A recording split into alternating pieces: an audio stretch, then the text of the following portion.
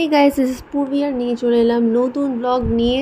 আজ অষ্টমী, আর অষ্টমীর রাতে কোথায় কোথায় গেলাম, কী কী ঠাকুর দেখলাম সেইটা নিয়ে এই ব্লগে আপনাদের সাথে শেয়ার করব। আপনাদের পুজো কেমন কাটছে, ষষ্ঠী সপ্তমী কোথায় কোথায় ঠাকুর দেখলেন, কেমন কাটলো তার এক্সপিরিয়েন্স শেয়ার করতে ভুলবেন না। আর আমি মোটামুটি একটু ফেমাস প্যান্ডেল যেগুলো আমার আশেপাশে আছে সেগুলো কভার করার চেষ্টা করছি আজ আর কাল। বাট ওয়েদারটা সাথে থাকলেই হলো, কারণ এই বছরে প্রচুর নিম্নচাপ আর বৃষ্টি হয়ে যাচ্ছে, তাই জন্য সবাই একটা আপসেট থাকছে। বাট এখনও অবধি ষষ্ঠী সপ্তমী কোনো বৃষ্টি হয়নি, অষ্টমীতেও হয়নি। তো আমরা এখন বেরিয়ে পড়েছি। এখানে একটা খুব সুন্দর প্যান্ডেল করেছিল, এটাও খুব ফেমাস। আপনারা কমেন্টে জানান এটা কোন ঠাকুর আর এটা কোথায় এই প্যান্ডেলটা করা হয়েছে। আপনারা দেখলে আই থিঙ্ক আপনারা চিনতে পেরে যাবেন। এই প্যান্ডেলটা অপূর্ব সুন্দর ছিল, আর ভিতরে গেলে একটা গুজ বাম্পস দেবে, এত সুন্দর মিউজিক ছিল। স্পেশালি মিউজিক আর ভিতরের যে আর্ট ডেকোরেশন, এটা আমাকে এতটাই অ্যাট্রাক্ট করেছে, মানে ওখানে মনে হচ্ছিল দাঁড়িয়ে শুনতে থাকি। বাট এত মানুষজন ওখানে ভিড় করছে আর এত ভালো ছিল, সবাই রিপিট করে করে বারবার দেখতে গেছিলো এখানকার ঠাকুর।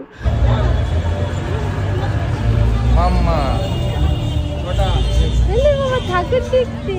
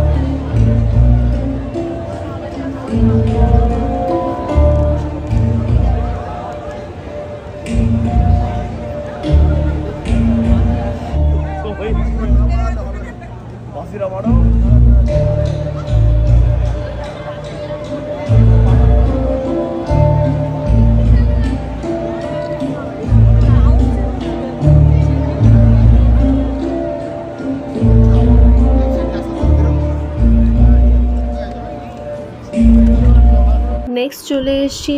এটা সন্তোষপুরে আরও একটা ঠাকুর, এটাও আর একটা থিমের ঠাকুর ছিল, খুব সুন্দর প্যান্ডেল ছিল। বেশ ইউনিক প্যান্ডেলস আমরা দেখছি এখানে আশেপাশেই, এত ভালো ভালো আর্ট করা হয়েছে, মানে এগুলোকেও মুগ্ধভাবে দেখা যায়।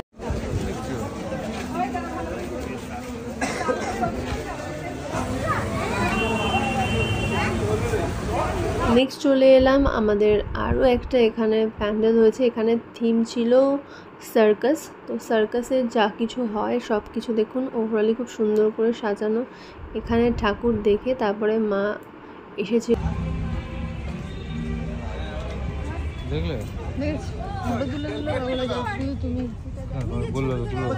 এখন আমরা সবাই মিলে আবার বেরোচ্ছি নেক্সট ঠাকুর দেখতে। এখন মা অ্যাড হলো, আর মা আন্টি আমরা সবাই এখন বেরোচ্ছি একসাথে।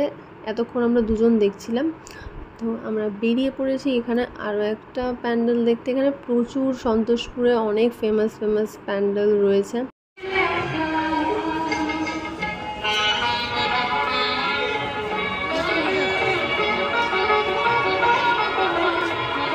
রাস্তাঘাট একদমই জমজমাট, আর প্যান্ডেলে চারিদিকে মানুষজনের ঢল, একদম বোঝাই যাচ্ছে যে বাঙালিরা কতটা উৎসাহে থাকে যখন দুর্গা ঠাকুর আসেন।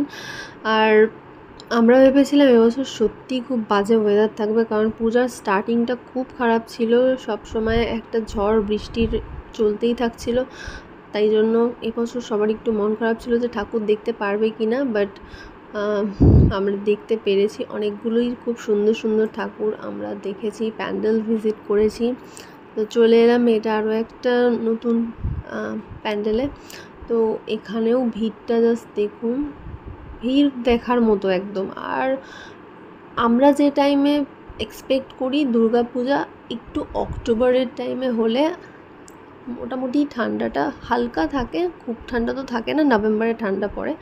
তো এই টাইমটা অনেক বেশি গরম, আর কষ্ট করে ঠাকুর দেখতে হয়, বাট স্টিল এটা বাঙালির একটা খুব সুন্দর উৎসব।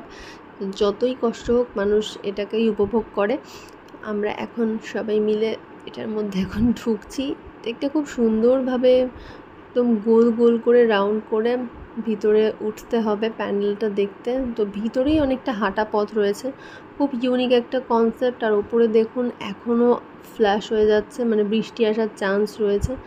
মানে এটা নিয়েই আমরা দেখছি যে যখন তখন বৃষ্টি আসতে পারে। ওপরটা একদমই কভার করা নেই, যদি বৃষ্টি আসে তো সবাই ওখানে দাঁড়িয়ে দাঁড়িয়েই ভিজবে, কিছু করার নেই। তো নেক্সট আমরা এই প্যান্ডেলটা দেখে নিয়ে দেন আমাদের আজকের অষ্টমীর রাত খুব সুন্দরভাবে কাটালাম।